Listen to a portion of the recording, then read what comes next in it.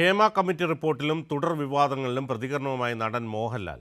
തെറ്റാര് ചെയ്താലും ശിക്ഷിക്കപ്പെടണം. സിനിമാ മേഖലയിൽ power group ഉണ്ടോ എന്നറിയില്ല. പ്രശ്നപരിഹാരത്തിന് സർക്കാർ സ്വീകരിച്ച നടപടികളെ സ്വാഗതം ചെയ്യുന്നു. അമ്മയുടെ തലപ്പത്ത് പുതിയ ആളുകൾ വരട്ടെയെന്നും മോഹൻലാൽ പ്രതികരിച്ചു. ഹേമ കമ്മിറ്റി റിപ്പോർട്ടിന്മേൽ ഉത്തരം പറയേണ്ടത് മലയാള സിനിമ മുഴുവനാണ്.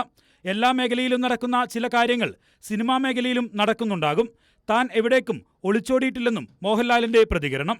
ഇതിന് ഉത്തരം പറയേണ്ടത് മലയാള സിനിമ മൊത്തമാണ്. കാര്യം ഹേമ കമ്മിറ്റി റിപ്പോർട്ടിൽ ഒരു കാര്യം മാത്രമല്ല ചൂണ്ടിക്കാണിച്ചിരിക്കുന്നത്. സിനിമയിലെ മറ്റ് പല ഭാഗങ്ങളിലുള്ള പല കാര്യങ്ങളും എന്തൊക്കെയാണെന്ന് നിങ്ങൾക്കറിയാം, എന്നെക്കാളും കൂടുതൽ.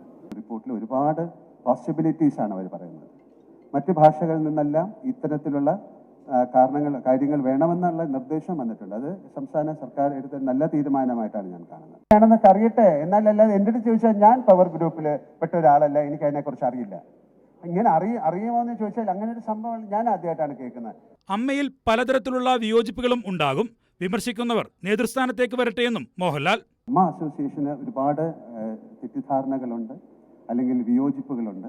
അതുകൊണ്ട് തന്നെയാണ് വീണ്ടും ഇമ്മീഡിയറ്റ് ആയിട്ട് നമുക്ക് ചെയ്യാൻ പറ്റുന്നത് എന്താണ് എന്ന് പറഞ്ഞാൽ, ഞാൻ അതിൻ്റെ പ്രസിഡന്റ് ആയിരുന്ന സമയത്ത് ഞാൻ എടുത്ത തീരുമാനം, നമുക്കിതിൽ നിന്ന് മാറി നിന്നുകൊണ്ട് ഒരുപാട് പേര് പറയുന്നു ഇങ്ങനെയല്ല ചെയ്യേണ്ടത്, ഇങ്ങനെയാണ് ചെയ്യേണ്ടത്, അത് ചെയ്തത് ശരിയായില്ല. അവർ വരട്ടെ മുന്നോട്ട്, ഒരു ഇലക്ഷൻ വെക്കാം, ഒരു ജനറൽ ബോഡി വിളിക്കാം, അതിൽ ആർക്ക് വേണമെങ്കിലും ഏത് സ്ഥാനത്തേക്ക് മത്സരിക്കാം. ഇനി മത്സരിക്കാതെ ഒരു തീരുമാനമെടുക്കാം.